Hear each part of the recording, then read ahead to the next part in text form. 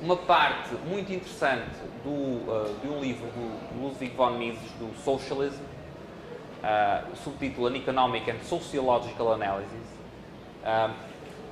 que é precisamente sobre a posição do comunista face à família. E o argumento do Mises aí é essencialmente este, ou seja, a oposição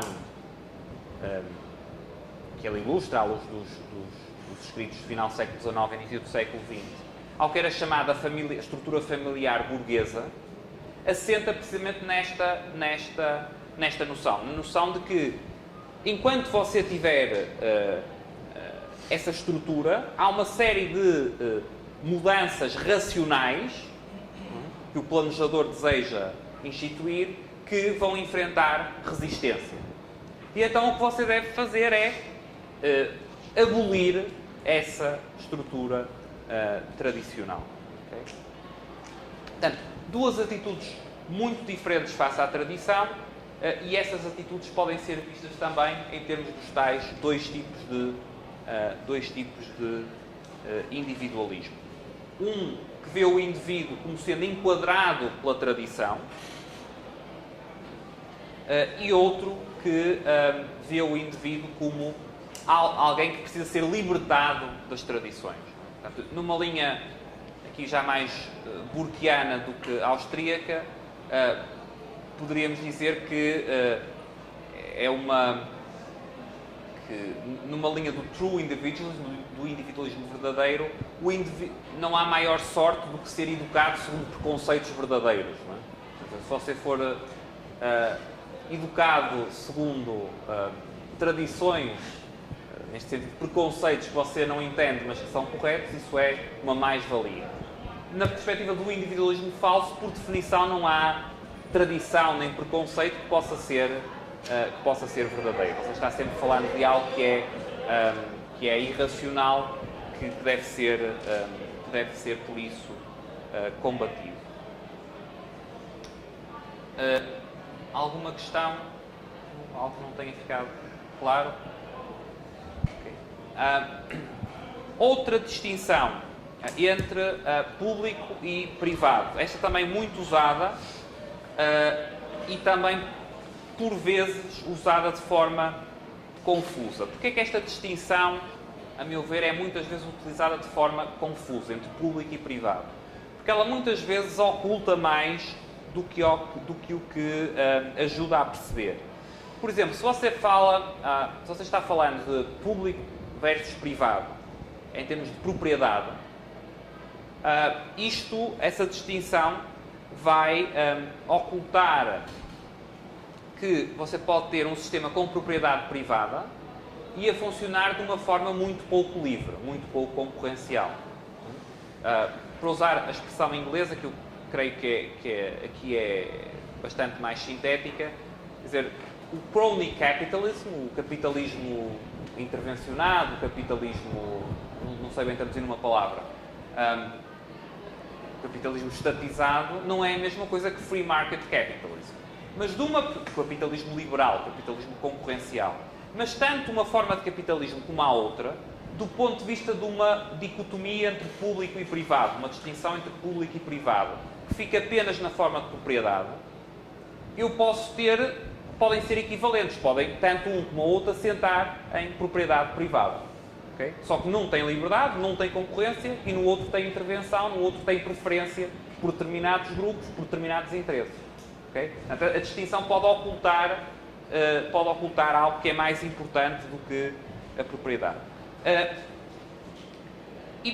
E esta distinção oculta também frequentemente outra, que é a distinção entre público e estatal. Quando você trata público como equivalente de estatal,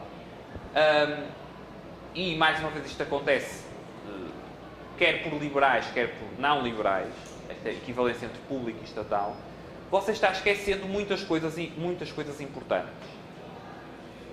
Vou dar um exemplo auto-interessado. Este curso, ou as ações do Instituto Mises Brasil, eu classificaria como sendo um serviço público, no genuíno sentido do termo. Okay? E, no entanto, o Instituto não é um Instituto estatal. Certo? Ou seja, está prestando um serviço público de educação, de esclarecimento, de propagação de ideias, debate de ideias, etc. E não é estatal. E, simetricamente, você tem muitas ações estatais que não contribuem de forma nenhuma para o bem público. Quer dizer, quando um governo, por exemplo, estabelece uma restrição à importação de um bem, é uma ação estatal e é um prejuízo ao bem público, é um prejuízo ao interesse público. Mais uma vez, se você ficar só numa distinção entre público e privado e fizer equivaler público a estatal, você está perdendo todo este segundo tipo de distinções. E em terceiro lugar, um outro aspecto que é ocultado pela distinção entre público e privado é que, na realidade, você não tem só o Estado e o mercado. Numa sociedade livre, você tem também um conjunto de instituições, de organizações, que têm fins principais que não o lucro, certo? Mas que não são estatais. Mais uma vez, o Instituto de Mises Brasil pode ser um bom exemplo disso, mas há muitas instituições na sociedade. E, portanto, uma distinção mais útil e que também frequentemente é ocultada, se eu só falo em termos público e privado, é a distinção entre Estado, mercado e o que podemos chamar o terceiro setor. Tanto o mercado como o terceiro setor se baseiam em interações voluntárias, ao contrário do Estado, mas a atuação do que chamaríamos no âmbito do terceiro setor não terá como motivação principal a obtenção do lucro. Sendo voluntário e sem fins lucrativos. Okay? Faz parte integrante de uma sociedade livre. Okay? Mais uma vez, é algo que é esquecido, algo que é ocultado, se eu só pensar em termos de público-privado. Okay? Dinâmica das mudanças políticas e as formas de governo. Aqui um ponto importante é o seguinte. Uma coisa é você ter, como eu falei na primeira parte, a realidade do Estado, definido naqueles moldes gerais. Outra coisa são sistemas e formas de governo. Okay? O facto de estarmos confrontados, quer na situação, quer em termos contemporâneos, quer em termos históricos, esmagadoramente com a presença do Estado, não quer dizer que isso tenha uma equivalência com uma forma de governo, ou um sistema de governo único ou largamente equivalente. Ou seja, você pode ter Estados, você tem Estados funcionando de forma muito diferente. Okay? Já vamos falar um pouco mais desse aspecto. Antes, há pouco, quando estava falando do tradição, inovação, progresso e da relação entre esses conceitos, eu referi que uma das implicações, que uma das consequências que essa relação tinha era em termos das rupturas revolucionárias, okay? Em termos das revoluções. Ora bem, como é que na perspectiva austríaca, ou numa perspectiva austríaca, podemos encarar a evolução das instituições políticas e depois, por sua vez, as revoluções? Será que então todas as revoluções são más? Será que nem todas as revoluções são más e, nesse caso, porquê? E de que forma é que se encara a evolução das instituições políticas e quais as consequências dessa evolução?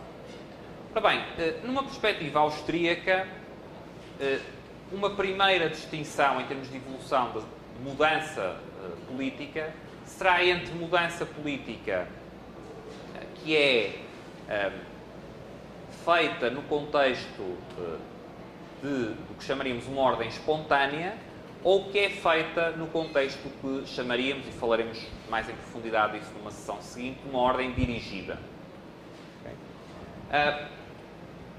A perspectiva austríaca é que a ordem espontânea, assenta em interações voluntárias, é a que mais permite, é a que mais, digamos, é o arranjo institucional que mais facilmente salvaguarda a liberdade e digamos, o progresso no genuíno sentido das sociedades. Agora, claro que se vocês pensarem em termos da evolução histórica que realmente existe, não temos casos puros, provavelmente, de uma coisa nem da outra. Portanto, a evolução real das sociedades é uma mistura de elementos voluntários, certo? Com elementos coercidos. Correto? Então, será que, em termos de evolução das instituições políticas, deixamos de poder dizer o que quer que seja, ou será que ainda assim podemos dizer alguma coisa? Eu creio que numa perspectiva austríaca, mesmo confrontado com esta realidade, continuamos podendo dizer alguma coisa. O que é que consiste essa alguma coisa que podemos ainda assim dizer? Será que em situações em que predominam os ajustamentos por processos de tipo espontâneo, portanto, baseados em interações voluntárias, os resultados finais tenderão a ser mais ajustados ao respeito por direitos e liberdades individuais e ao progresso, à prosperidade dessa sociedade, do que nos casos em que essa evolução se processa por via do que chamaríamos de ordem dirigida. Okay? Ou seja,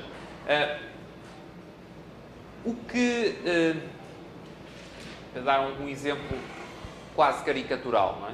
Se eu tiver uma situação em que o Estado vai estabelecer o que é que todo mundo deve vestir, vai estabelecer um uniforme, e eu tiver outra situação em que o que as pessoas vestem é decidido de forma voluntária e descentralizada, ainda que eventualmente enquadrado por algumas regras gerais, do género ninguém pode andar na rua pelado, por algumas, ainda que eu possa ter algumas regras de enquadramento gerais, mas dentro dessas regras a escolha ser livre.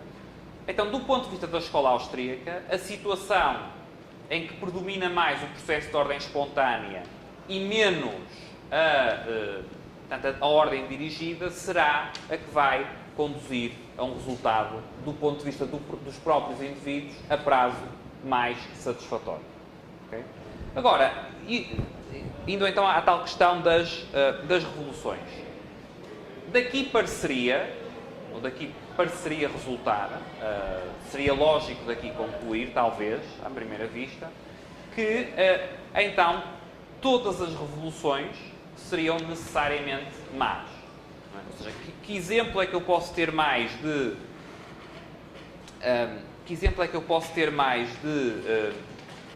mudança de ordem dirigida do que uma ruptura revolucionária? Mas creio que a questão é um pouco mais complicada do que esta conclusão direta possa parecer. Porquê?